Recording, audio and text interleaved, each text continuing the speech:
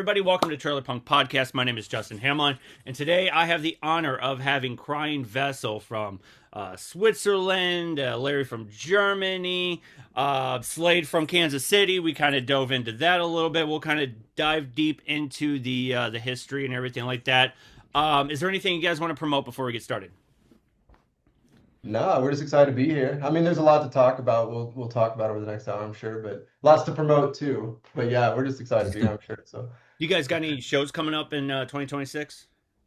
yeah, there's one that's planned for October. We can't say because it's not publicized yet, but yeah, it'll probably most likely, like 98% sure, be our first show with Larry this year in October up in That's awesome. Germany. So That's awesome. Larry, are you excited about that? Finally getting up on stage?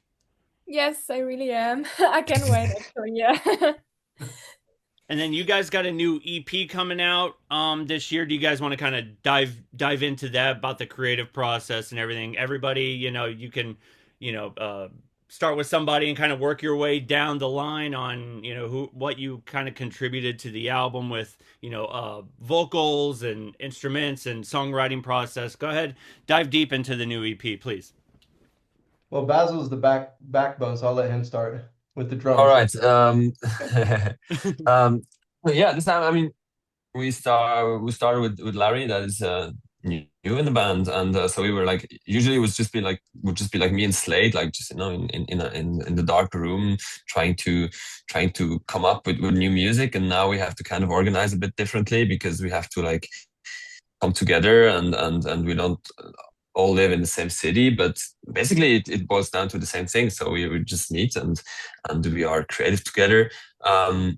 But also this time, I mean, Slade has like these creative outbursts where he would just come up with something, send us, and like then we text back and forth for feedback, and then we meet, and then we work on it together as well.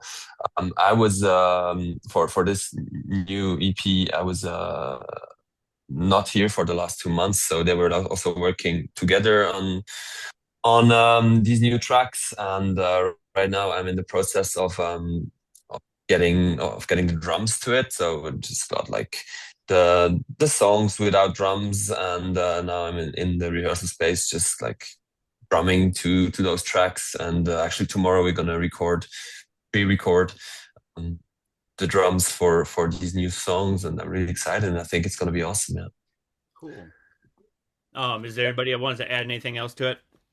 Yeah, I mean, it's really a dynamic thing because, like you said, like I might have these bursts of energy, and then like I send scratches more or less, and then they come up with their concepts. And the thing is, how it evolves is always amazing to me because, like, if I come up with these scratches, even when it comes to like top line or like something going on vocally or whatever, it changes so much once it gets in both of their hands, Hmm. and like in a very good way too. And it's like I mean, it's a magical feeling because it's the drums, for instance. Let's just use that for example.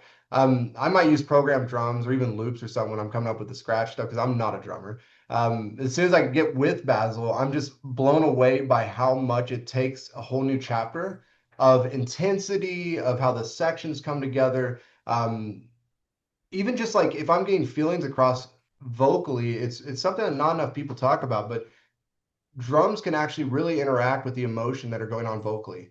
And like the way that we open up our choruses, I'm sure you notice they get really big. And a big part of that is the way that the drums are done with Basil. So it loops completely back down to him. So he opens up, he gets bigger on the chorus. Then all of a sudden I'm like, oh shit, this might need two more synths in this style because of that. And it starts speaking back to me on like some key stuff. And then now working with Larry, it's like even more of that because her and I are both guitarists, we're both vocalists, we're kind of sharing the space creatively in that way. So there's been a lot of feedback with vocal top line. There's been feedback of lyrics, how the emotions are portrayed there, back and forth. We're doing some songs together. So there's that duet thing too. It's like yeah, it's a really cool thing. So. Cool. Larry, you want to add anything to that? Well, there's not much to add, I guess, as they both already said a lot of things. Right.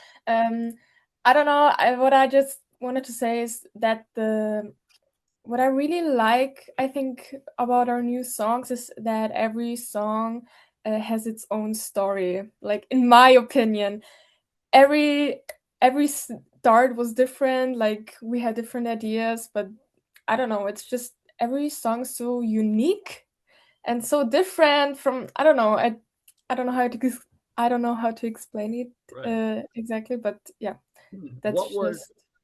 what was the sort of inspiration for this new EP? Because I mean, with Sepultures, it was like it was this. I would say like a magnum opus. Like it was a story. It's a concept. We'll kind of go into that. So, what was the sort of influence in the shift into the new EP? Yeah, I mean, getting Larry in the band. Yeah, yeah, Fucking- Absolutely. Yeah, yeah. That is what drives us right now. I mean, that's yeah. awesome.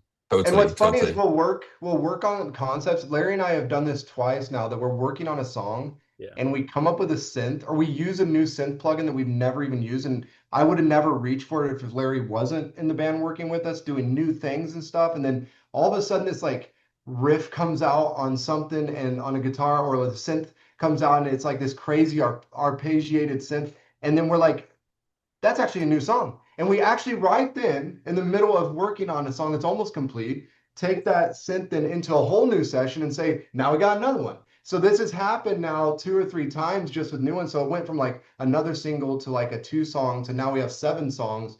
And it's going to be working towards another album this year for sure. But we're focusing on the first EP. The label actually said, which I'll we can go ahead and say this. The label said 2 EPs out of the first 7. So there'll be 2 EPs.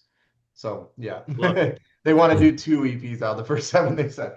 But yeah, so anyhow, it's just been like this. I mean, and that is amazing flow. And to talk about that creative energy, bringing Larry in, I mean, we're on our 9th album, you know. I mean, creatively, we needed this. And like that's the purpose of bringing Larry in, is like it opened up a whole new world that we can work in. And yeah, It really is. It's just a lot of new energy, like musically, also for the songwriting, for the lyrics, but also for the visual side of things. It's just so inspiring and so good to work on new things with a new face and I don't know, just change a bit, change things up from time to time. That's Right. really exciting. And to make things fresh, like there's that excitement where it's like, oh, this is why I keep doing music, is not just inspiration but a collaboration. Tell me how you guys kind of met up with each other, the band and Larry. yeah.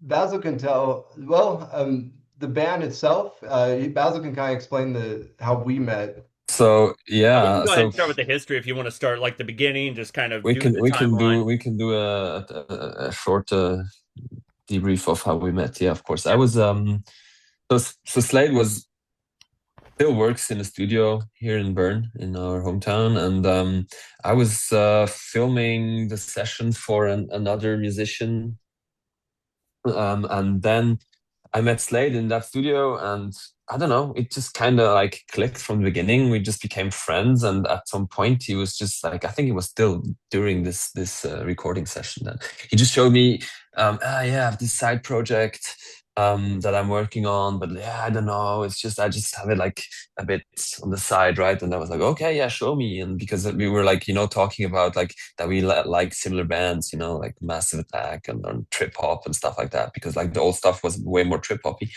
And and I was listening to these tracks, and I mean, I was blown away, and I was like, "Oh shit, man! I mean, I don't have a project right now." And then I was like, "Hey, I don't know. I'm playing the drums."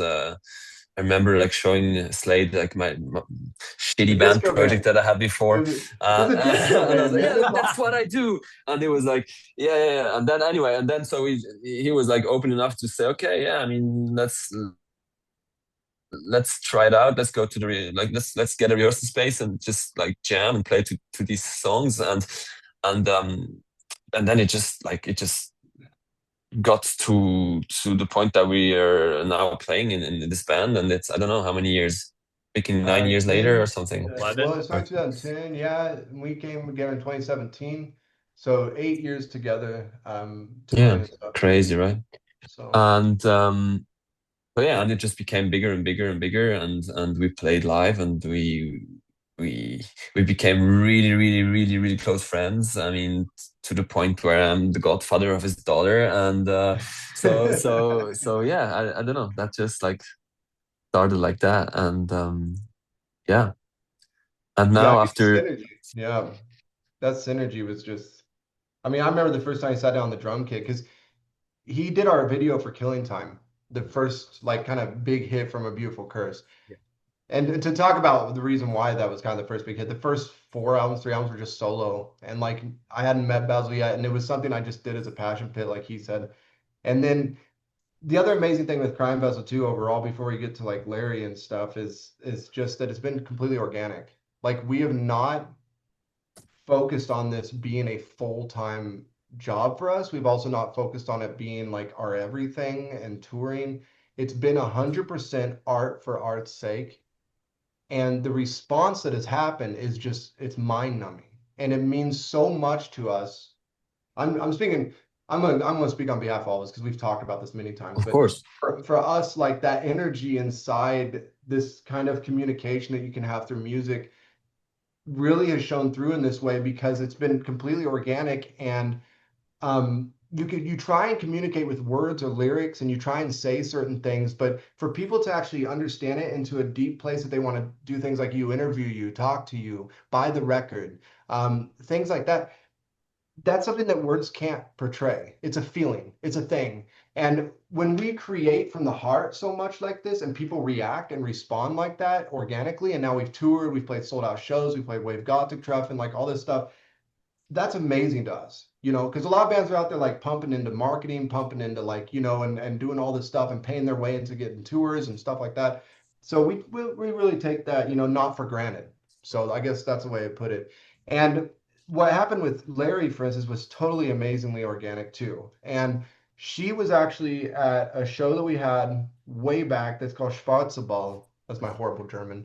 It means black, the I'm not good black at it ball. either. Don't worry. Yeah, yeah. The black ball. So like ball, like dance. And we played there with VMV Nation, Ooh. and she was like front row, and we didn't know her at the time.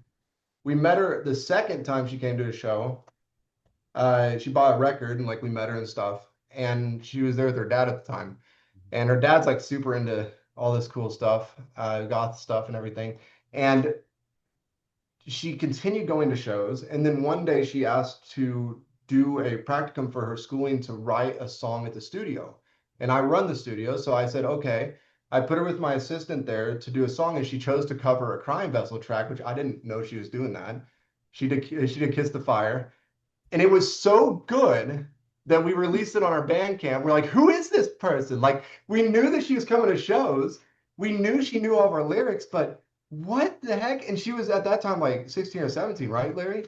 Something like Yes, that. yes. And so then she continued coming to shows and became friends with us, like family friends. And then eventually, just 5 or 6 months ago, she was talking to me about getting in the music industry. And Basil and I were trying to decide how are we going to get away from the ceiling because we just did 20-song dual disc album. Where else can we go? Right. And that ceiling broke yeah. open. We're like, let's put Larry in the band. That's so cool. So it went from front stage to on stage. I love how that works. Yeah, we were like, I mean we were discussing, yeah, I mean we kind of want to have like a female vocalist in the band, and we always we did tracks with for example Mecca Maiko or Rose Berlin, and it really worked well for our music. And we're like, okay, yeah, we need to do this. And we're like, okay, how are we gonna do this? Are we gonna like street cast? Are we gonna who are we gonna ask? Like, and then suddenly it just clicked. They were like, I Wind in mean, your it's lap. it's a no-brainer. We just need to ask Larry. That's so cool. I love how that works out. Larry, tell me about your like side of that story. I want to hear your point of view from that and just how mind blowing that's got to be. Well, it's still like surreal, actually. I mean, especially back then when I recorded the song cover, it was just like, it was fun. I really enjoyed it, but it was actually the first time me singing. because the person I did the cover with at the studio was like, "Yeah, you should try it." And I was like, I don't think that I can sing. I never did that before." And then the next day, I got there and I just tried it, and I was so like, I'm a very shy and insecure person, and I Right, just sure. afterwards I was like, was it okay? And he was, "You're so good, one." And then Slade and everyone was just, "Yo, you're so good." And I was like, "Thank you. I didn't know, but okay, I guess." Yeah, I was back then like only focused on guitar because I started with my guitar lessons when I was like 9 or 10 years old, and I Yeah, did that for many, many years. So yeah, it was just kind of random. that's I so don't cool. know. No, it's cool because you have this like you have this, you were kind of were you raised in like did your dad listen to like, goth and industrial? Were you kind of raised on that sound? Yeah, And so yeah, what yeah. yeah, what were you like listening to? Was it everything that your dad was listening to, or were you kind of branching out onto your own like, oh, cuz I've always see I got three daughters and they they started out kind of listening to what they listened to, and I didn't really like push my music on them or anything, and they were just kind of naturally drawn to it. What was your experience in that? Were you That's a really naturally good drawn to stuff? question. um, Back then, I listened to a lot of pop music actually, and that show Slay just told you about, where Wien Nation was the main act, that's actually my father's favorite band. And I grew up with like the gothic music. My father always played that stuff when we were like in the car. And I was 14 years old and I was like, okay, take me to my first concert. And I was like kind of shy, and Crying Vessel were like the first band I saw, like the first live band and gothic, and it was so overwhelming. And I just stood there, and then there were these two guys, and everything was so dark and just so scary. I don't know, and it was so crazy. I just stood there and stared at them for 1 hour, and then I got home and I was like, I told my father, I really like those two guys. I really like them. So I want to go to the next show like a few months later, and Yeah. then we met, and it just Just everything happened clicked. naturally. I don't know. And right now I'm so much into all the gothic stuff, and no more pop music for me. One of All us. Yeah, gothic. Let's Larry's probably like the most goth of all of us. Like I don't know. I Yeah, mean, at least visually and I think that's the biggest comment I've ever had is that we killed Goth for someone. I mean, we killed Pop for someone with Goth. we can, We yeah, killed yeah, Pop yeah, with Goth for yeah. someone. Fuck yeah. Yeah, yeah, our gothy ways killed Pop for someone. That's amazing. That's yeah. so cool. That's so cool. Slade, let's kind of dive in because you live in Switzerland now, but you kind of grew up in Kansas City. Tell me about your story. Yeah, I mean, I grew up in Kansas. Like I said, it was about 2.5 hours away from there. It's a little town called Hutchinson. Yeah. It's right north of Wichita, so Yeah, it's yeah, like middle of nowhere. yeah. But yeah, all my family's in Kansas City and stuff, so I always go visit there. But I grew up actually in bands doing metal music, and I was always the vocalist, guitarist. Then we played the Ernie Ball stage of Battle of the Bands for Warped Tour, for Yep. instance. Like we won that, so that was my first taste of the stage. Was at Warped Tour on the little small side stage when no one gave a shit about us. They were watching Dropkick Murphys or Of whatever. course, of course. But it still like got me and Yeah. got my feet wet. And at that time, I ended up going to school a bit up in Seattle for audio. And then one time I moved back, I started a project with a guy called Dean Garcia. He's bass player for Curve. He's the other half of Curve with Tony Holiday. He also is bass player for Mick Jagger, Sinead O'Connor, um, the Eurythmics. Like he was very big back in the 80s and 90s. And I didn't know that at the time. We started a project via MySpace, and it was like ambient kind of trancey stuff. And he ended up moving me to London, and that was my first real step into the industry because Dean, like I said, I didn't even know who this guy was at the time. I didn't know he was so massive. I knew he worked with, at that time, a band called KMFDM, and this is a funny story how Larry came in our band. That's kind of the same with me and KMFDM. I went to all their shows and like loved them. And then through Dean, he started KGC, which is a project with KMFDM. And I love that project. Dean and I started our project, and then Dean put me on the Brimborium album for 2 remixes before I was a no name for KMFDM. So I was under Waylock's music on 2 tracks, and Sasha, me and Lucia became good friends. Lucia and I did a lot of songs together with me and Dean's project. He moved me to London. I got to work at Abbey Road. I got introduced to mastering. We went to Alan Moulder's house. They bought from Alan Wilder from Depeche Mode, like this whole like dream thing. And I was 19 years old. That got me slammed right into the industry. And through him, I learned the ways of like kind of the British 80s into 90s Depeche approaches to mixing and production and I was just around that. So of course, naturally, I was much younger, like he was 48 at the time or 50 and I was 19. So he's like a mentor. That's kind of where I came from. So and then I toured as a DJ for 16 years and I toured through Zurich and met Next, and then I ended up moving to Switzerland because of that. So once again, because of music industry, I was touring internationally doing house music. But yeah, that's actually I just want to speak about that a bit because the way Dean gave this little boy at age 19 in the middle of Kansas a chance Right. at his level, like to pluck me out of the middle of Kansas and put me in London. I think that's 100%. I told Larry that I said like when she came to like I don't see levels. Dean didn't see levels.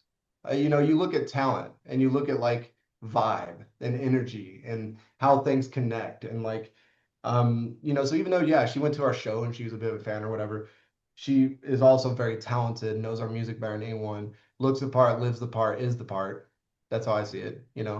And yeah, so that's just a little bit of my background there. I'm also in a group because you do a lot of synthwave acts, right? Yeah.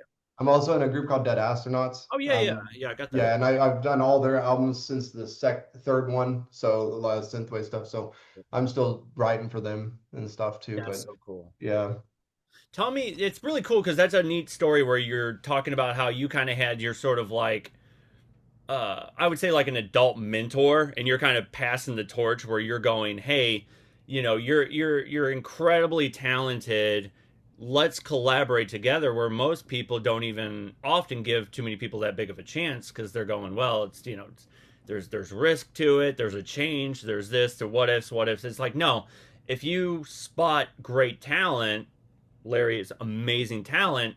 You're going, let's do something with this, and not let it just sit there. You know what I mean? Does that make sense? yeah, and I think that it's the same with any arts and also business. At the end of the day, those risks or like as you say, risks, if it's something that is worth the reward in the long run, why not take it, right? And I don't think ego should ever play a part in Yep. something like the arts. I just don't. No, I get that. I mean, it's just it's ridiculous when people do that, and I guess there's a difference between like ego and self-esteem, and like because a lot of people in the music industry might have a huge ego, but their self-esteem is actually the rock bottom, kind of thing. We all have shit. That's why we're artists. And I just, I never was introduced to that. I was given a lot of chances that put me where I am in my career. I've been full time now for 25 years, and that's because of people like Dean. And I don't see, it's just ridiculous to think in any other way. I think, you know. Yeah. But once again, like there's a lot of people that do music, I think, for the wrong reasons. I think a lot of people go into music to try and prove themselves to the world, to prove that they can get that self-esteem up, and they live through that ego, and they live through, oh, look at me. And that there's a reason why Basil and I mean, he's a drummer, but we put ourselves together. I was never in front of him. Along with doing that, we also put projection up so people can pretty much watch a movie while we perform. And that's why it's no brainer that I would also bring in someone that might have been a fan at one time, but can sing amazing. And yeah, bring her in, like it's a great idea. So. Yeah, I think that's also a really important point. I mean, you kind of said it before, but like we both have, I mean, it's not first, it's not our, how do you say it, like our main project. We have jobs on the side. We do it for fun. And I think we never did something out of more reason than that we like to do it. And I think that's just a very important thing. And I think that's the very core of what we do. We don't like do stuff because it's cool or because it sells well. We just always do stuff because we like to, it just flows out of us, and we like to share that. Yeah, I can relate to that because I'm sorry, I didn't mean to. Is that with this podcast? That's why I started. Is because there's fun in it. There's fun with talking to musicians and getting that out there. Like, most people think you do the podcast, and I was like, I don't have sponsors. I just love doing what I do. So, but Slay, go ahead. You're about to add something.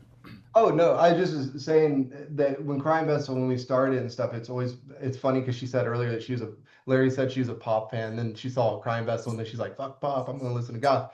Like, it's funny because that was actually the reason why I even started Crime Vessel, because I was tied up in the industry. And like I was touring as a DJ and in the house scene, but I always loved Depeche Mode, I always loved The Cure, and I always wanted to do that kind of stuff. So I did it as an escape from that. And then like working at the studio, I'm working with pop acts all the time. Luckily, I get in a lot of cool punk, goth, post-punk that I produce and engineer. That's awesome. But most of the time, it's a lot of industry stuff. Things for Netflix, things for film, title tracks for film, which are still fun and everything, but it's industry. Or I'm mixing projects and producing projects. They're like, it's for Spotify. It needs to be exactly this algorithm and blah, blah, blah. So yeah, right. So the thing is with Crime Vessel is like, at least through my lens, like it's been my anti-pop, my anti-industry, my anti-everything, to the point that I was against even being on a record label up until A Beautiful Curse when we went with Manic Depression. And that's because JL's awesome. Like he's just a cool French dude that like understood the music. And the same thing with Cleopatra. That's a bigger label. And like he flew me, I was out in LA and met with him for dinner and stuff. And we did a 3 album deal that we did 2 of the albums with them, and that was great. That was pretty cool. But he even was super cool and chill. And then now, of course, Cold Transmission, and Cold Transmission later with him now is also seeing the industry through the same lens as me. Is like, let's do what we love. Let's do what the artists love. Let's not try and do what the rest of the goth labels are doing and stuff. And like, it's like, I mean, and I think that's the way forward, right? And the circling clear back to earlier, like you get so much more satisfaction out of people responding to that, Yeah. right? I mean, No, like 100%. Yeah. if we knew we were writing for the market or we were writing to copy another band or like sound like someone else, and then we got a little bit of response, there's still going to be a little empty void there, Yeah. going like, like, is this really truly us? But we don't give a shit about the scene. I love the scene, don't get me wrong, but we don't give a shit about fitting in. Like, we just are Crime Vessel, and like, I think that's a statement to be had. Yeah, because you guys really do have this sort of separate, like it's kind of it's in but it's out. Like you really do have your own sound, and not just that, but you make really like catchy songs and very like it sticks in your head. You know what I mean? I mean, am I stepping out of line by saying something like that? No, and I guess that's the blessing in disguise of working with pop acts. Sure. I love ear candy earworms and I love hooks. And I always loved that about Depeche Mode and The Cure and the 80s, the Flock of Seagulls, all the great 80s into 90s stuff, or Nine Inch Nails, early Nine Inch Nails. Like there's, even though you could go as industrial or weird and avant-garde, there's always this hook. Yeah. And we always kind of pride ourselves on that too, finding where that romantic hook is within the darkness. Yeah. And like so I guess, yeah. I mean, I'm sitting here saying I run away as far as I can from pop. But No, you're fine. Yeah. one thing I love about good written pop is like the hook, and like and putting that into the goth bubble, that's fun, you know. Is there a difference? I mean, I'm going to try and question this right. Is there a difference when it comes to the songwriting process or the mixing process? Is there a difference between the American style versus the European style? Yeah, hugely. Okay. Yeah. I would say like the biggest difference between like because I work with a lot of LA people too, and like I used to tour through LA a lot and stuff. One of the big differences, it's a little bit more of a sterile sound coming from the US and a little bit more surgical in a way. And like that's how it always has been. And I was growing up that way and first started mastering that way. Once I got in England, I started realizing that they're using their compressors as weapons and as instruments more than they are as tools. It's like, you would be sitting there and you're like, oh, a bass guitar should be at this ratio or whatever. And they're just like slamming into whatever. I mean, Dean, for instance, like some amazing things about him. He had like 4 compression pedals in a row stacked on his bass to the point that you couldn't even hear the frets much. And he'd never changed his guitar strings for like 20 years. And on top of that, he never tuned his guitar except for the track that he's playing to. This is like, to me, that's like legit British approach to not giving a shit. And Yeah. I love that with that approach with audio, that like I was influenced by that. I was around that. I was mentored around that. And I brought that into everything I do, not giving a shit, making it into something that it shouldn't be. And I'm not saying the Americans don't do that, because they do. They definitely do. And they still push the agenda. I mean, look at the grunge era, I mean, using the tape machines at 7.5 IPS on purpose to drag the heads and get that saturation. That's cool stuff that Nirvana and them were doing. Don't get me wrong on that, but I still think that even when it comes to mastering stuff, a lot of my master engineer friends back there are very surgical to the point that it's sterile, and that's good. That's a good thing too. It's its own style. Yeah. For sure. What I mean, this one for everybody. What was the artist that really like moved you, that made you want to get into music? And anybody can jump in. Mine's typo negative. Typo, really? Typo negative. Yeah. First tattoo, and freaking love that band. And it's so sad when Peter died. Yeah. Oh man, for sure. Yeah. Think I don't know. I mean, I've played the drums since I'm 3 years old, and Yeah. I've played in played in like numerous like school band projects and stuff. But I think the band that really drove me, because at first I was like playing in indie bands, and I think Placebo Okay. was actually quite a big driving force for me. Yeah. The old Placebo, Yeah, Yeah. yeah. the like the Live Aid era Placebo. Yeah, I get that. Larry, what's one that you went, I want to be a singer, I want to be a guitarist, I want to be a pop, Tell me Yeah, about your like this is the artist that influenced me. I would actually say Deftones. I'm a really big Deftones fan. Yeah, and I also played in the school band for a really long time, and it's just from the guitarist side, I would say Deftones. Yes, big Awesome. fan. What was your introductory album when it came to Deftones? I would say Adrenaline. Ooh. I love Early. that album. Really? Yes, That's yes. crazy. Because I know a lot of people, they'll go either, White Pony, but I've heard a lot of Yeah, people say Saturday Night Wrist was their introductor. I was like, whoa. Like I never thought that would be the one, but Adrenaline was my introduction to Deftones for sure. yeah, So I that's love awesome. it. Let me try and kind of cover everybody. I don't want to have anybody feel left out. Since we're on Larry, what you were in like school bands, like what was your sort of building blocks as an artist, as a musician? Good question. I would, hmm, like, I started with the second time I started taking the guitar lessons with my e-guitar, and I had a new guitar teacher, and he saw a lot of potential. He saw a lot of talent in myself, and he told me I should try it. And also because I mentioned one time that I did the cover and did sing on that day, he was like, "Yeah, you should join a school band."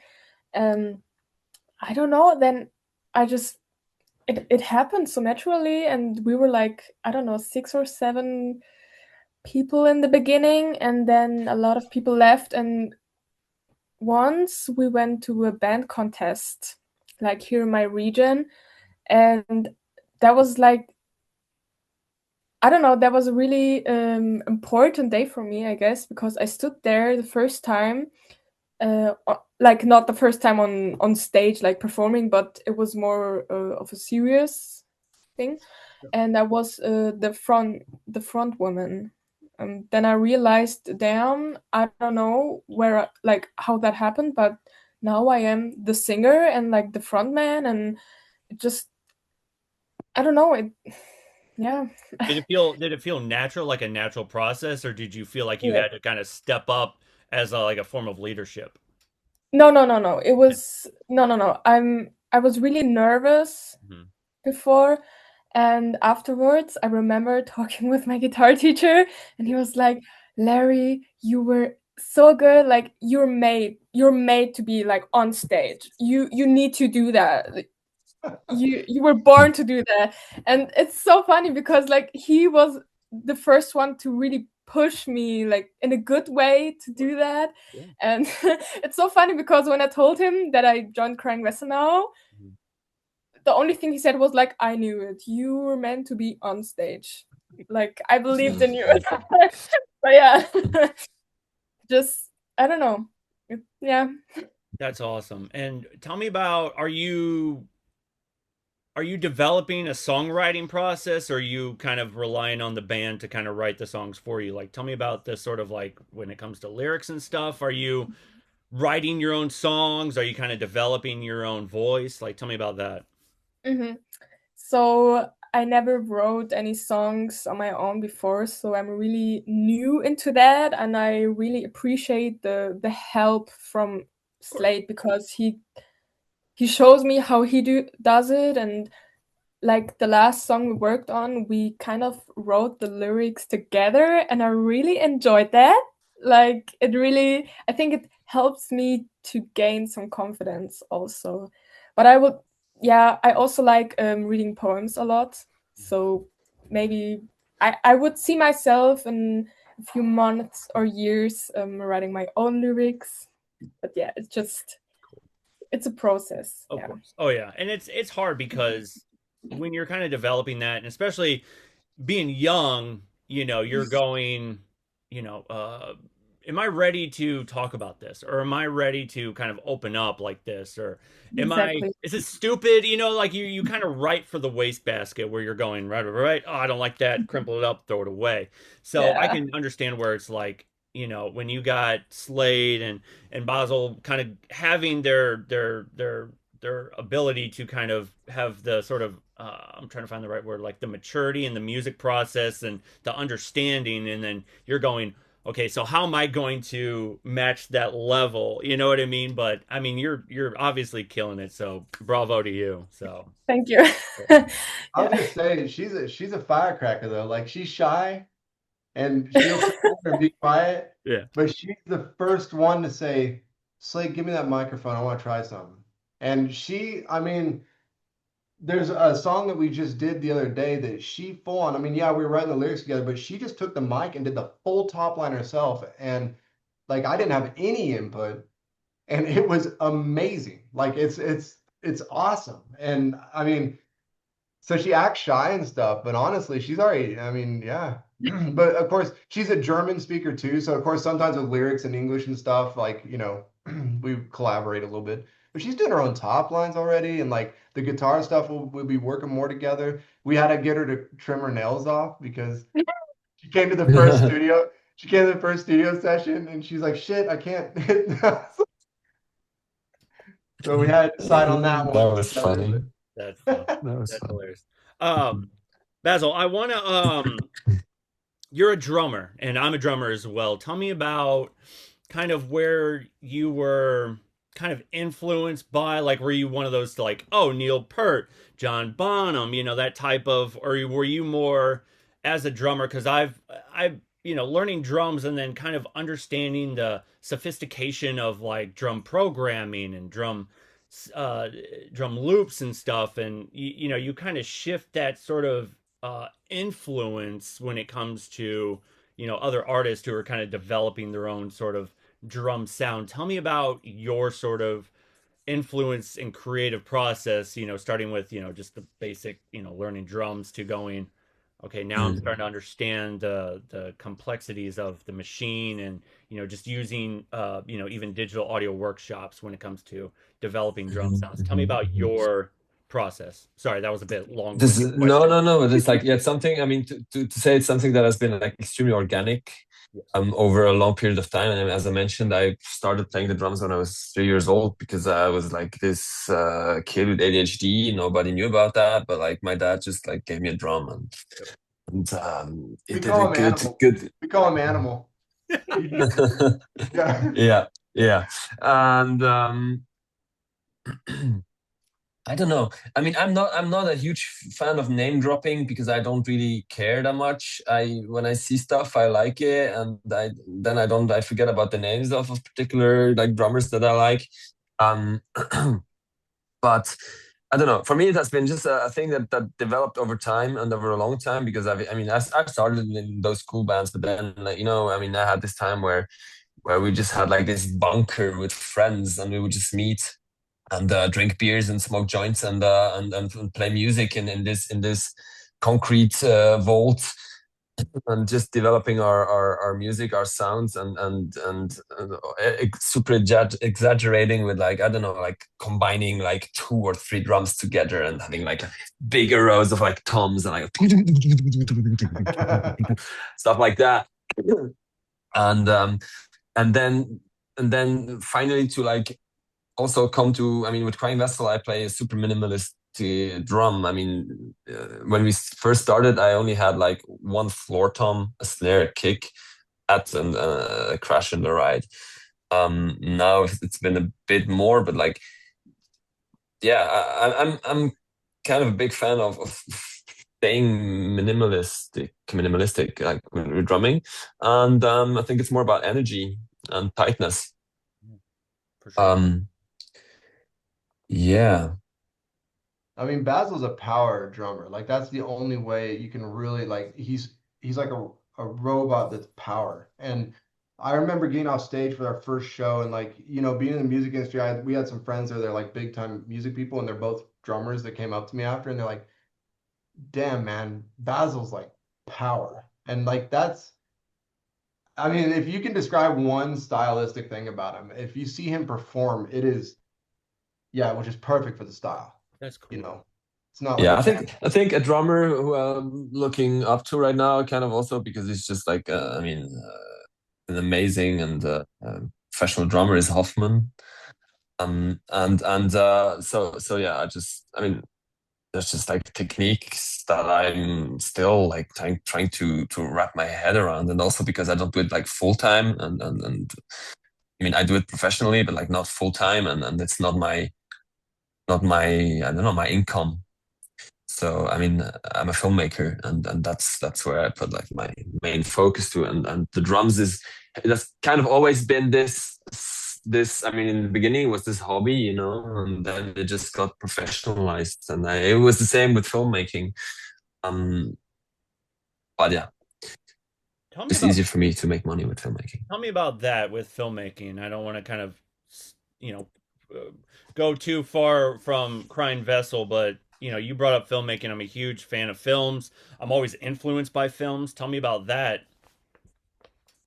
Like why you got into filmmaking. Kind of tell me a little bit more about Uh, your development yeah. of Why I did get into filmmaking? It's just always been. I mean, as I just like like professionalizing hobbies. I think um that's just to be, and also the privilege to just like do what I like in my life. And filmmaking, starting with my little brother, just like filming small stuff, and then having the ability to, and also the privilege to go to film school, and then getting to know the industry. Also, like, just I wanted to say that before. I think knowing the industry and shielding the other band members from the industry. I think what we're kind of good at is, I mean, with Slade is in the music industry, I'm in the film industry, and it's those are huge shark tanks. And I've never had the feeling that I had in the film industry, of being in a shark tank, because I've always like felt shielded and protected by Slade, and vice versa. I mean, I don't have to prove myself, because we just do what we do. And also, when I'm doing like also just music videos for our bands, I mean, I'm taking care of everything. I'm negotiating prices. I'm doing the thing is the production side, and Slade's just here and comes on set. So that's something that is really, I think, working well with our bands, and we try to. Yeah, I mean, I really hope also for Larry that like this, that we can like try to shield each other from these kind of things. Um, and then, yeah, filmmaking, I don't know. I mean, it then also grew organically. I mean, once you start professionalizing things, you just get good at it, and with time you get really good at it, and then you start making good money out of it, and it's just, yeah. And Crying Vessel has always been this outlet for hyper creativity, also for music videos, um, where there's like no pressure at all, because we, I mean, no pressure, but like I can, I could like direct and put my full focus on those music videos. For example, A Helping Hand, which is, I mean, it's a super big production for a track that nobody would in our size of bands would dare to do. And I think it was just possible because of like my network and knowing the right people that are willing to do the effort and the work for a vision. And so yeah. Damn, that's awesome. You guys both have a very big understanding of what it's like working in the industry. What words of advice do you have for people who are kind of finding their bearings and wanting to get involved in the music and in the film industry? Don't stop doing it. Okay. Just hold on. And I mean, once you did like this, or once you took the decision to do only that, then basically you're fucked, because in the first years you're not gonna earn money. It's gonna feel shit. You're gonna have a lot of pressure. But if you just go on and keep struggling and just hustle, and it will pay off. Yeah. Yeah, I have this talk a lot with our assistants at the studio because we always have like younger kids. They're going through college at the time, like getting their foot into the industry.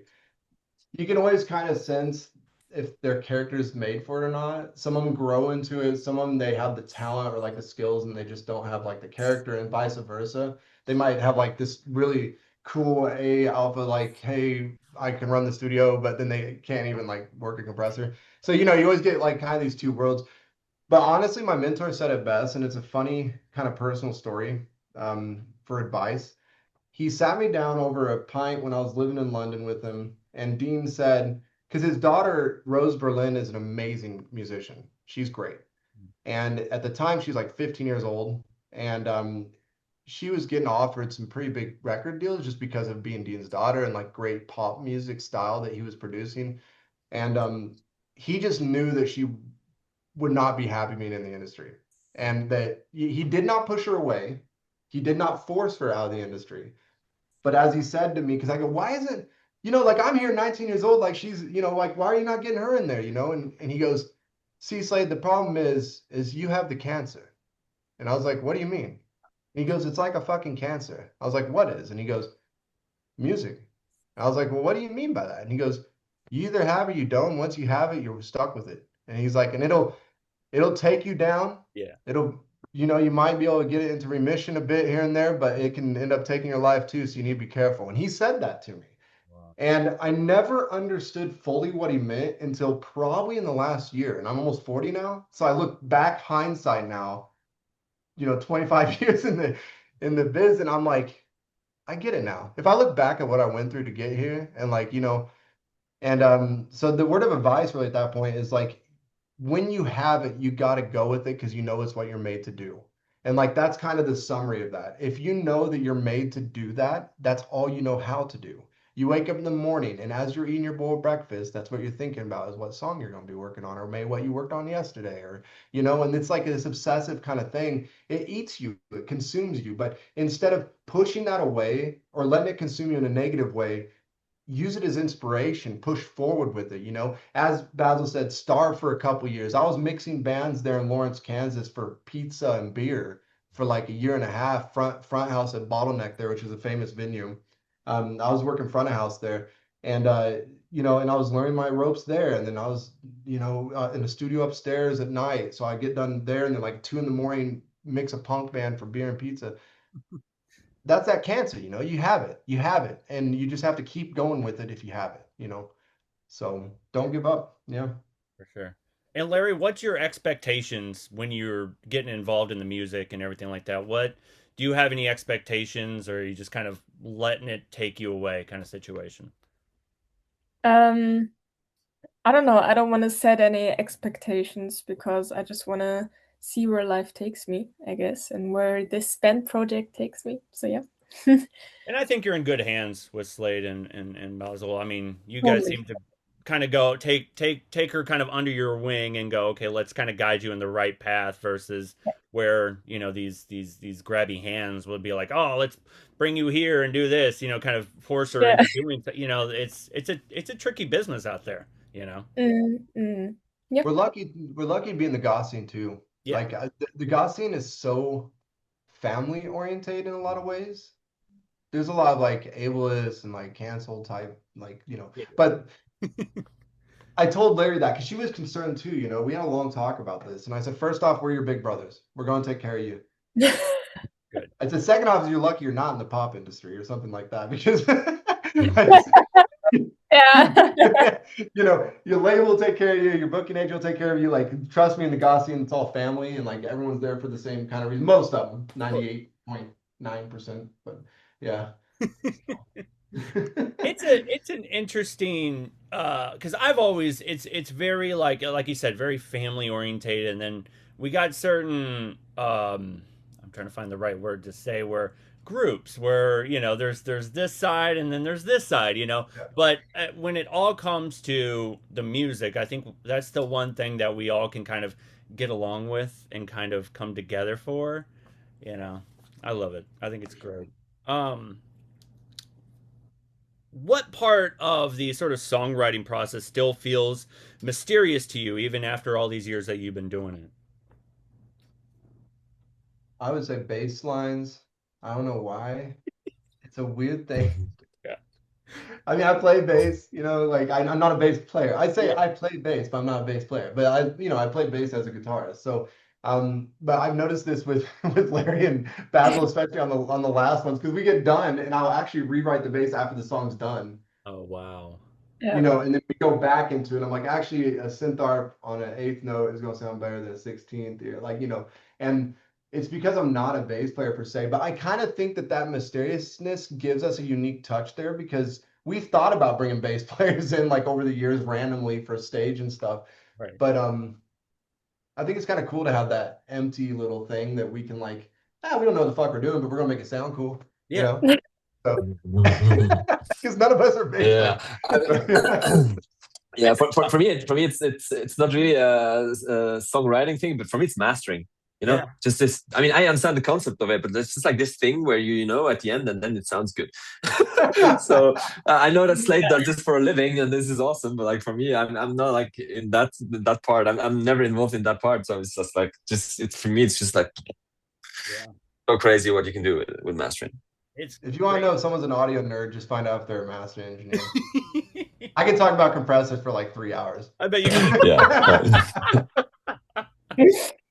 get into the nerdy stuff about making music. It's like then that's where it's going to start pushing people away. Where you're like, well, did you know that you can EQ? Exactly. Be like, oh, stop it. Oh shit. Tell me about your guys's, because again, you know, you're both from Switzerland. Larry's in Germany. Tell me about the way you guys kind of start a song process. Is there a default instrument that you start on, whether it's like keyboards or guitars, and then do you kind of go, I'll send this as an email, and then you add this. Like, tell me about your sort of process when it comes to writing a song. It's been all over lately. Okay. Which is like, Yeah. because usually Basil and I sat down and we actually like at least last 3 albums and the dual disc like sat down and kind of started together a lot more often. And he happened to be away, so he broke his arm. We had a gig up in Germany. He broke his arm a week before. So Yeah, and that was in what in November. That was in November yeah. or something. Yeah. Can I tell the story, Basil? What what do you mean? Of what Of the happened that elbow? day? Can I I can I mean, talk yeah, about that? yeah. 'Cause that was That was okay. it. Was Because just the just don't worst. I want you mean, to get too embarrassed here. No, we were with our front of house guy because we're working with a new front of house guy, and we needed to get him trained up with us to get it sounding right. And like we were patching everything, like shit, we're short like 3 cables. I was like, I can just and then I pop. was okay. Yeah, I'm gonna buy these cables because we need those cables. And I was like, okay, I have a bicycle. I'm just gonna go and so yeah. And then I was driving for maybe like I don't know 50 meters, and I had like this, you know, on a bicycle. I had like its front rack, and some screw got loose, and the front rack just went down, blocked the wheel. I flew over, and I mean, I was hurt. Yes. And then I don't know. I was like, oh, I just went back, and I was like, oh, guys, fuck, I just Well, fell from from my our point of bike, view, and and and and then yeah, okay. I mean, I don't know, but the thing is, I then still played the drums. I mean, I was like, yeah, yeah, I will just play. Let's just not fuck the cables. I mean, we'll just let's just play it, right? And no, no, well, it was broken. the point of view from us though is hilarious because he goes, "Don't worry, dude, I got this," and he heads out. And we hear the door leave, and me and the sound guy are talking like, "How are we going to do this? You know, let's patch this, blah blah." blah. And we're just under chatting, and I mean, it was 5 minutes, not even that. The door opens again. I was like, he must have forgot something. I was like, why is he back already? And he comes in, and he had this look on his face. And the thing is, I know this look because during It the happened production before. of yeah, during the production of Pleasures for the Wicked, he comes in while we were doing a songwriting session with the same face, and he fell on his skateboard coming down the hill by my house and broke the other arm. Was it the other arm? That was the other elbow. So I had both Other elbows elbow. broken. Yeah, So yeah. I knew this face, and I looked over to our sound guy Luca, and I go, "Oh shit!" And he's like, "What?" I was like, "Oh shit!" And I look back, I was like, "What happened?" And Basil's like, "I broke it." And immediately, what Basil does is, like he said, "I think I broke it. Fuck this hurts. Fuck this hurts." And then he walks over to the drum kit before anything, holding his arm and grabs his sticks and starts to play. That's the first thing he did. And I was like, dude, go to the emergency room, man. Like, go to the emergency room, get off the drum kit. And he's I like, mean, oh, the it adrenaline in hurts. the beginning is insane, you know. So I was playing, and at some point I was like, oh fuck, man, I can't play anymore. So and then I went to the hospital, and yeah, Oh, man. Yeah. unfortunately we had to cancel the show, Yeah, and cancel yeah, the show. Yeah. that was really sad. That is brutal. Yeah, I had a bike accident, which was I was riding my bike and I was riding my bike to go to the pool. So I had the towel flinged over my shoulder as I'm riding down the bike and I'm going down the hill and the towel slips. So I'm thinking, oh, I'll do a quick grab with one hand, try and steer with the other, hit a bump, boom, and I fell. All my weight went on my wrist and Oh. just fractured it in three places. And they had to, when I got an X-ray done, they're like, we're gonna have to knock you out and put you to sleep because we got to reset it. Oh. That was brutal. So Oh, I remember, and that was right at the beginning where I started like learning drums in like middle school, and I had to give a break on that because it was just like I had the cast and it couldn't really do much yeah. with the other head. So Yeah. god damn. Yeah. But yeah, Well, maybe back to your question. I think like how it works right now Yeah. for the song process. Like I said, it's like kind of all over the place. Yeah, I mean, Slade sometimes Slade has like these creative bursts where he would just like sit down and just write and then send us, and then we feedback. We have sessions where we just, or it might just be me and Slade, like just okay, we have time, let's work on stuff, then send it to Larry. Then because of my elbow, I couldn't really play, and then I went on a 2 month holiday, and I that's was where not I was around, going. and That's they where I was going with that. yeah, exactly. Oh, That's pretty why I cool. pick it up. And then so then they met, and were like songwriting together and send it to me for feedback. And yeah, and where we're at right now on this new EP is I mean, yeah, I have the songs without the drums. I mean, we always put drums, but now I'm like taking those script tracks to the rehearsal space and playing on them to get a feel for what's actually like doable live. And so yeah, tomorrow we're gonna do a recording session for these drum patterns, and then we're gonna take it back to the studio, fiddle with it, look what we keep, what we're gonna replace. Yeah. That's And awesome. usually after we got the So drums, it's a trick that I've always done is like, well, there's a couple things here. With songwriting, it's a weird thing because when you start, you're kind of telling the song what to do. But there's this mark 50 to 60% into songwriting that the song actually dictates to you what needs to be done. It's a weird change.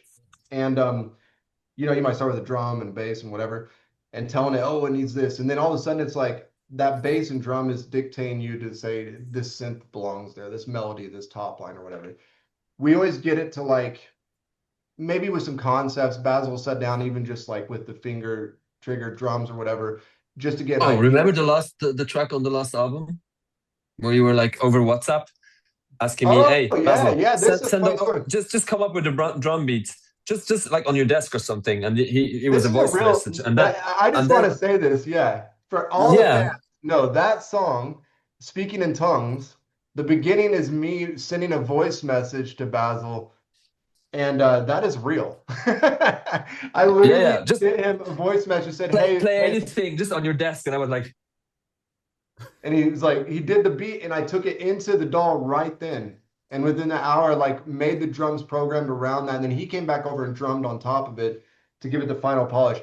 But yeah, so back to that concept, like the drums are important. And when we get to like the 9% mark, we usually go back actually and like rework the drums to give it the emphasis it needs or the fills it needs, and then it gives it this kind of intact thing. Then we go into mixing, and honestly, this is the privilege of doing it yourself if you have the capabilities. When I mix for bands, we get the production done and like I get to the mixing stage and like it's mixed and it's done, right? We go into mastering. The cool technique that we have is like we might get to the mixing stage and realize that we can give it another 10%. Mm. We might even want to like add another guitar on the chorus or actually rework the guitar on the pre-chorus and you can't hear the big picture until you get a good mix in. So especially with us, we have 30 layers of synth along with like 10 layers of guitar and like we make them intertwine in a way. There's a lot of times I can't hear really what's going on until we have all the drums, everything there, and then we get to the end like mixing and I'm like, oh, actually, let's do head voice as a backing there, and then like go back into the studio and hit that. So yeah, we kind of, that's our approach, is at least for songwriting. But yeah, right now it's a little all over. We have some that, for instance, we were writing those songs. I said that like the synth we pulled out and put into another one. We sent it to Basil, and he already hit the studio yesterday on his own. All jet lag coming back from Sri Lanka, and like hit the studio, and he's just like recorded the headphone of what he did because he didn't have the speakers there and record the headphone, and it's just sick. And it was just a synth thing that Larry and I did. It was just like a side synth arp that we sent him and just let him have at it. And immediately it's like there's a song. That, So like yeah. that's awesome. I like how that kind of stuff works out where it's like we're in the creative mode. Let's try and add something. What were you using pens on your desk? Was it the fingers? How'd you come up with your I think beat? it was just the fingers. It was Okay. just the fingers. I don't know. It was spontaneous on the moment. I don't know. And then yeah, I mean, could have been anything to be honest. That's funny. And it takes you back to like high school when you're just fidgety and you make like I used to just make beats on my desk, you know what I mean, with the pens or with my fingers or Oh, a something. Yeah. lot of beats on desk. Holy moly, yeah. Yeah. If I can find one of the original desks that I went to school in, I would definitely get that and just try and sample every bit of what I would use, like the different tones that I can get from the different desks. Uh, Also, cars do really good drum on. like the We had like steering this old wheel. old Toyota. No, this old Toyota Starlets that we had when we were younger. That I mean, the resonance of this car was amazing. Anyway, sorry. No, it's okay. I like hearing where it's like I get these sound because I like when it comes to drums where it's like, why does that sound like I can hit a box a certain way and I go, I really like how that sounds and I want to record it, but at some point it's like, why doesn't it sound? You know what I mean? Like I like the different tones that you can get from certain percussive, things like I like that and it what makes the drum so unique and so different and you try and bring sort of a different sound almost like what like I'm gonna butcher the name, sorry Larry, it's a German group, in Strausen die Neubauten, where they can get metal and this and that and I love that sort of that sound where you can just create your own organic sound. I like that. So Brings me back to throbbing gristle with like yes. blenders and like random shit and old industrial.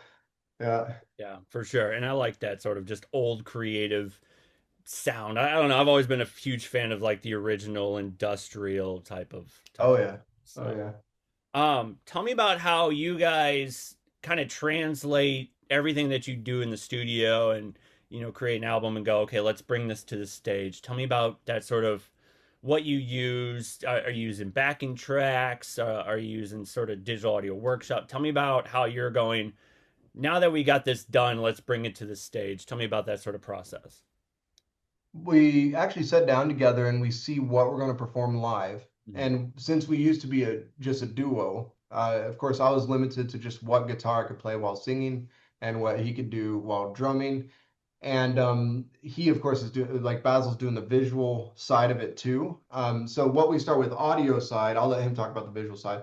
Audio side is we now run Reaper. We used to run Ableton. We do backtracks with all the synths and bass, and they're separated into separate subgroups out to our front of house.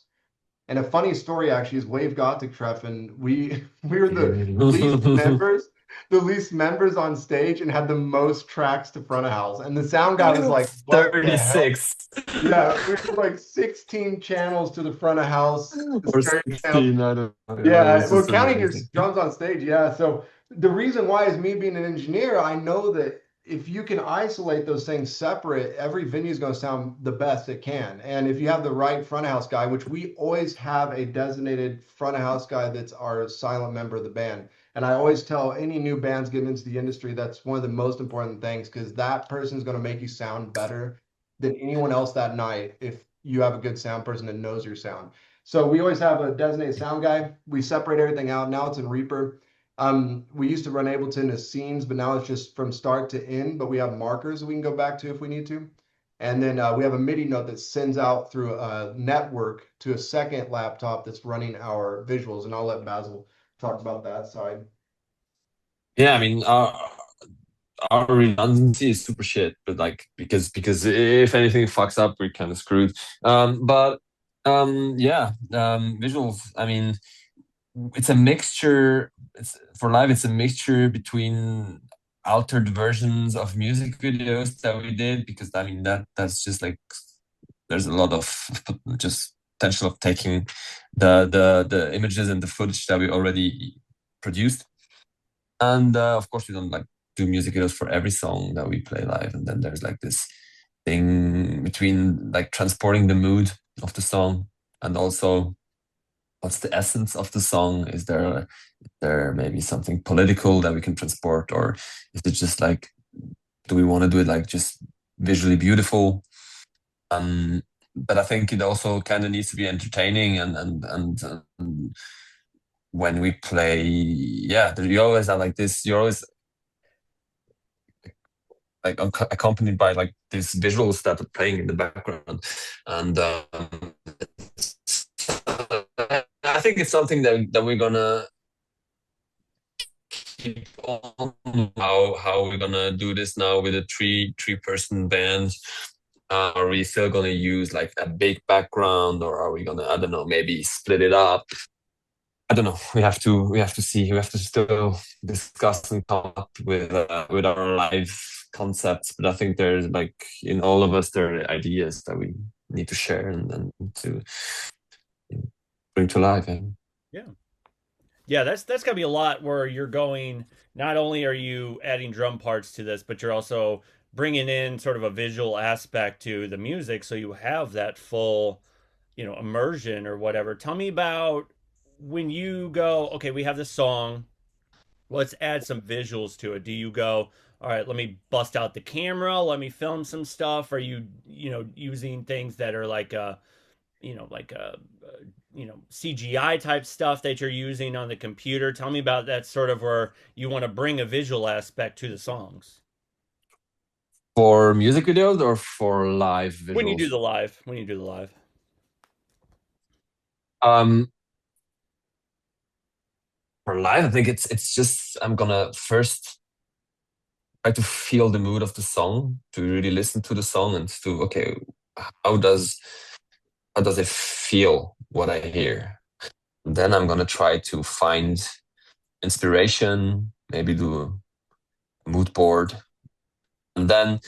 But yeah, I mean that's one way to do it. And then sometimes I'm just also just I don't know, just I don't know.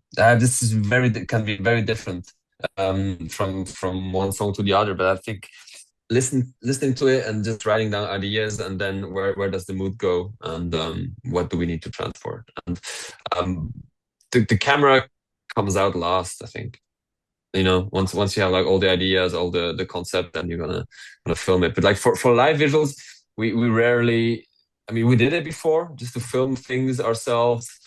But it's also going to be like it can be also be stock footage that we alter to so you can't see it that it's stock footage anymore, because you can, like, with editing software, you can really make it look very different and artsy, and mirroring it, and doing kaleidoscopes or whatever. I mean, for live visuals, you can be like very creative. That it also doesn't have to tell that much of a story, because it's also like something that, of course, is important, but it's going to be in the background.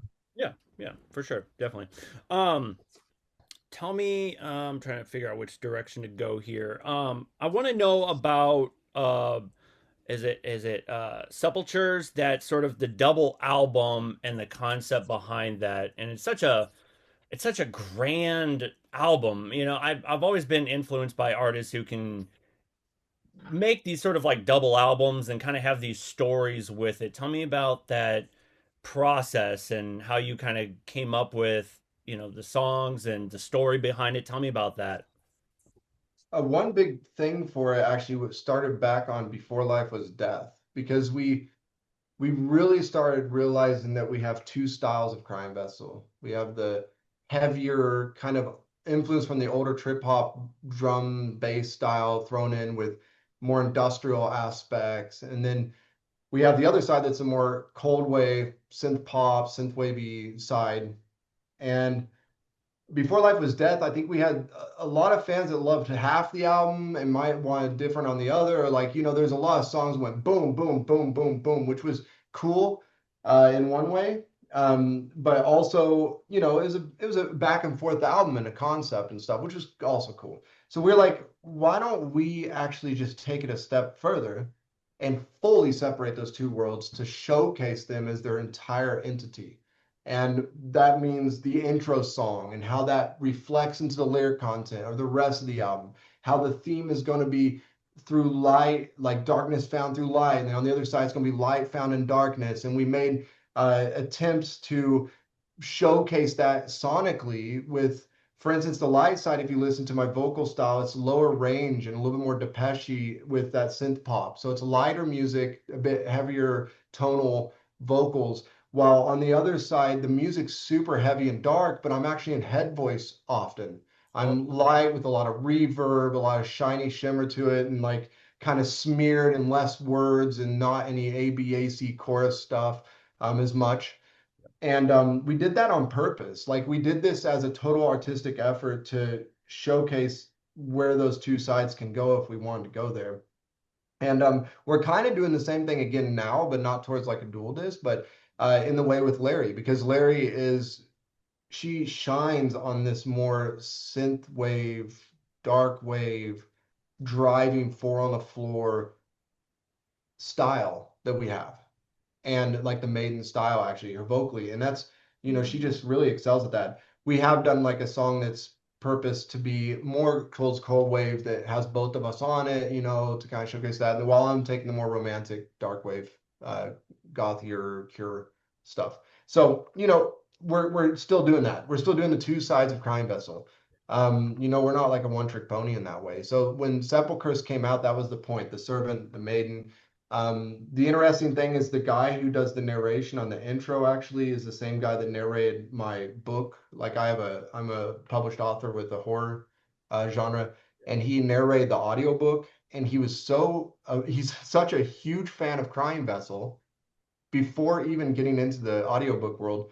Um, we just knew once again he's perfect for this. And like so we had him, he's from England, narrate the two intros and take the concept and the poem that we made that is like an introduction to what this world you're about to step into is about.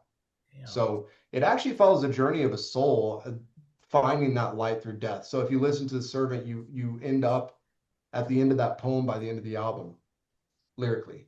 And on the other side, it's kind of find the darkness through light on the flip side in the poem that it results in the last track talking about this too.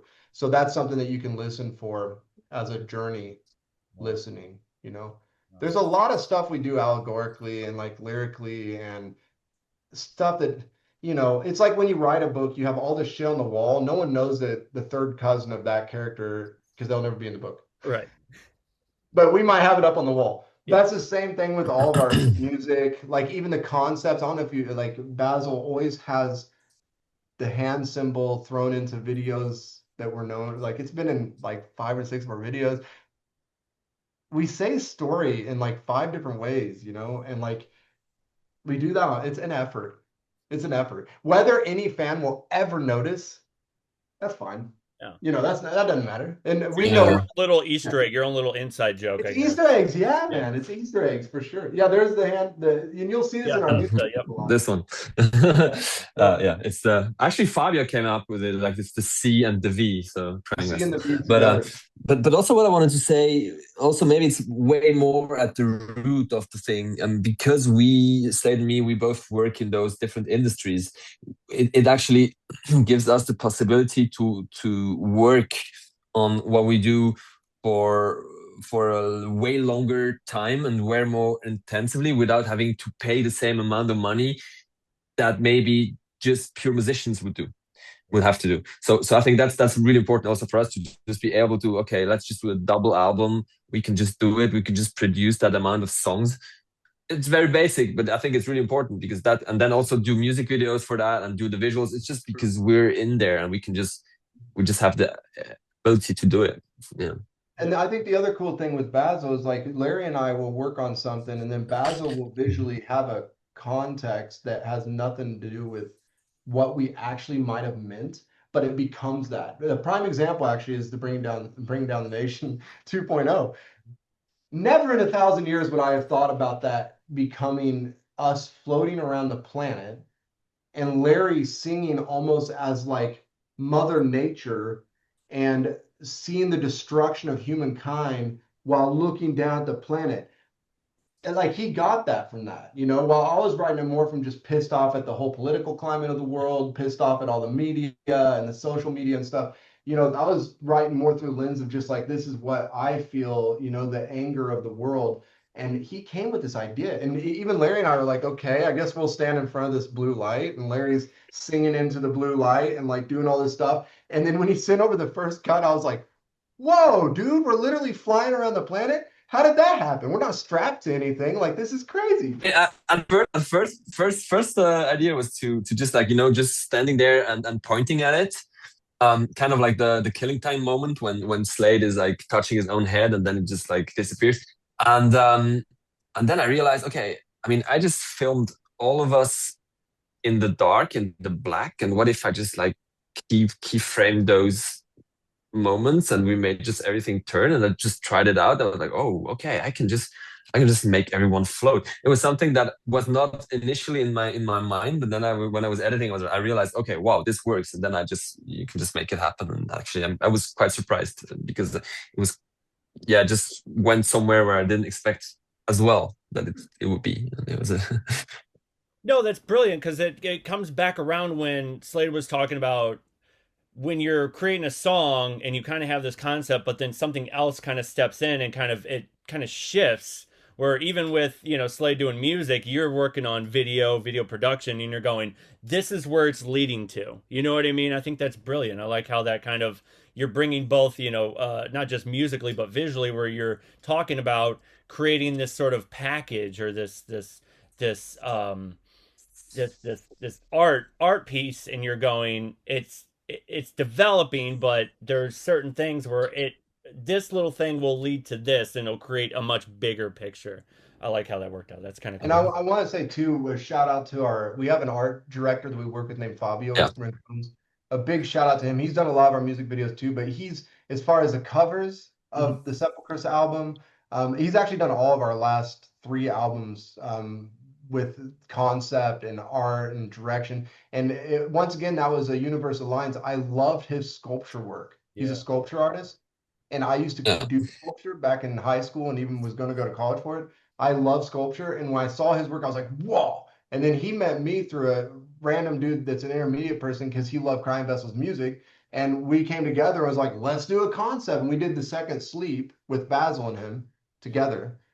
And that was the first video Fabio did with us. And then since then, we're like, come on, can you do the artwork? Can you do the direction for this? Can you, And so him and Basil, they Yeah, I both, think he just gets us. We have the same dark energy. I mean, he really shaped also like the visual aspect of Crying Vessels in the past few years. So he's our fourth like kind of yeah, silent fourth member member. Yeah. on the visual part. Also, when I mean when there's so much.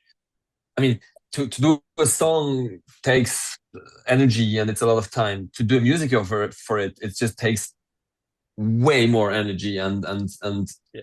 you can't really compare. But like having like someone else also that we trust to do music videos and to do visual content is just also an extreme relief because yeah.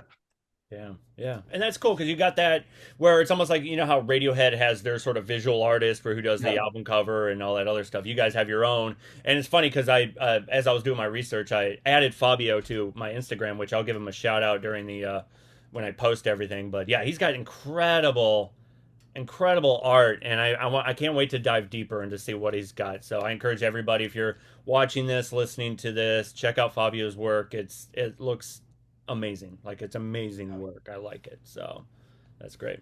Larry, I don't want you to feel left out. Tell me about how you're not just kind of working on the new EP, but how do you feel like you're taking everything in when you're ready to start performing live, where you're learning these new songs, not just lyrically, vocally, but also on the guitar? I actually don't know how to answer that question. Sorry. No, it's okay.